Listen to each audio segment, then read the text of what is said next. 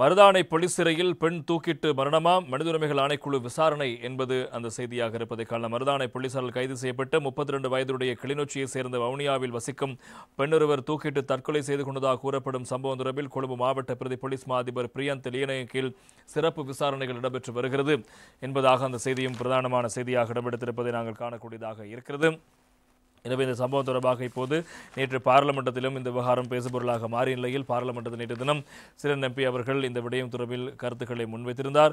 எனவே அந்த செய்தி இன்று தினம் தினகரன் பத்திரிகை அதேபோல ஏனைய பத்திரிகைகளும் முக்கியமான செய்திகளாக இடம்பெடுத்திருப்பதை நாங்கள் காணக்கூடியதாக இருக்கிறது. அந்த அடிப்படையில் நேற்று தினம் பாராளுமன்றத்தில் சிறிதரன் எம்பி அவர்கள் எழுப்பிய கேள்வி இவ்வாறு இருக்கிறது. தற்கொலை அல்ல கொலை, சிறிதரன் சபையில் தெரிவிப்பு என்பதாக செய்திக்கு தலைப்பிடப்படுகிறது. கிளிநொச்சியை சேர்ந்த பெண் மருதானை போலீஸ் நிலையத்தில் தற்கொலை செய்து கொள்ளவில்லை, அவர் கொலை செய்யப்பட்டிருக்கிறார் என்பதாக அவர் நேற்று தினம் பார்லிமெண்ட் சுட்டிக்காட்டிய விவகாரங்களும் பிரதானமான செய்திகளாக இருப்பதை நாங்கள் காணக்கூடியதாக இருக்கிறது.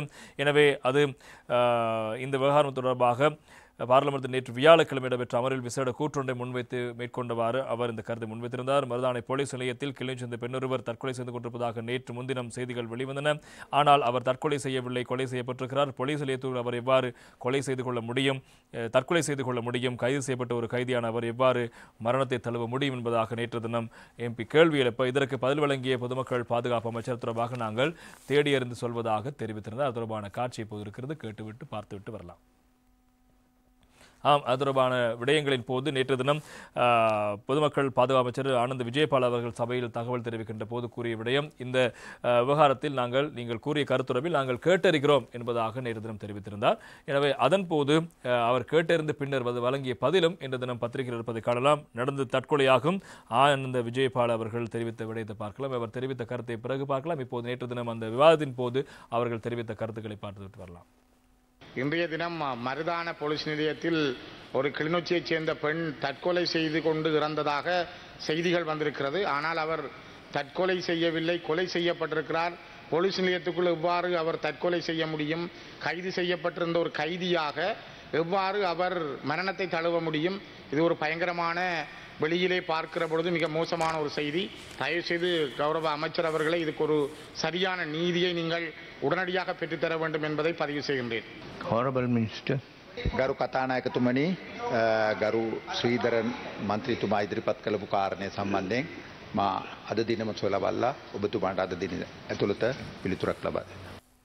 எனவே இந்த சம்பவம் தொடர்பாக நேற்று தேடியறிவதாக தெரிவித்த பொதுமக்கள் பாதுகாப்பு அமைச்சர் அவர்கள் அதற்கு பிறகு மீண்டும் சபையில் தெரிவித்த ஒரு கருத்து, நடந்து தற்கொலையாகும் அமைச்சர் ஆனந்த் விஜயபால சபையில் தகவல் என்பதாக அந்த செய்தி இருப்பதை காணலாம். எனவே மருதானை போலீஸ் நிலையத்தில் உயிர்ந்த வவுனியா பகுதியைச் சேர்ந்த பெண் தூக்கிட்டு தற்கொலை செய்து கொண்டமை மரண பரிசோதனை உறுதிப்படுத்தப்பட்டிருப்பதாக பொதுமக்கள் பாதுகாப்பு மற்றும் பாராளுமன்ற அலுவலர்கள் அமைச்சர் அவர்கள் தெரிவித்த கருத்தும் முக்கியமாக இருப்பதை நாங்கள் காணலாம். எனவே அந்த விவகாரம் தொடர்பாக இவ்வாறு நேற்று முன்தினம் போலீஸ் தற்கொலை செய்து கொண்ட அவர் மேற்கொள்ளப்பட்ட மரண பரிசோதனை அவர் தற்கொலை செய்து கொண்டமை உறுதிப்படுத்தப்பட்டிருக்கிறது என்பதாக நேற்று அவர் பாராளுமன்றத்தில் மீண்டும் அந்த விடயத்தை உறுதிப்படுத்தப்பட்டிருந்தார். எனவே நேற்று வழக்கொண்டில் ஆஜராகமை தொடர்பில் 32 வயதான பொன்னையா கலாதர்ஷினி எனும் பெண் மருதானை போலீசாரால் நீதிமன்றில் பிடியாணைக்கு அமைய கைது செய்யப்பட்டிருக்கிறார். கடந்த 21ஆம் தேதி இரவு 8:45 மணிக்கு கைது செய்யப்பட்ட குறித்த பெண் மறுநாள் 22ஆம் தேதி அதிகாலை 4 மணிக்கு தூக்கு நிலையில் மீட்கப்பட்டு கொழும்பு போதனா வைத்தியசாலையில் அனுமதிக்கும் போது உயிரிழந்திருப்பதாக போலீஸ் ஊடக பேச்சாளர் அலுவலகம் தெரிவித்திருக்கின்றது.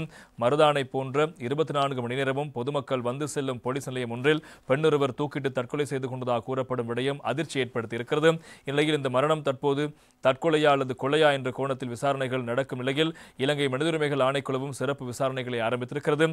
நேற்று குறித்த பெண்ணின் பிரேத பரிசோதனை கொழும்பு போதனா வைத்தியசாலை நடந்தன. இதன் போது கழுத்து நெருக்கியதால் ஏற்பட்ட மரணம் என தீர்மானிக்கப்பட்டு சடலம் உறவினரிடம் கையளிக்கப்பட்டிருக்கிறது.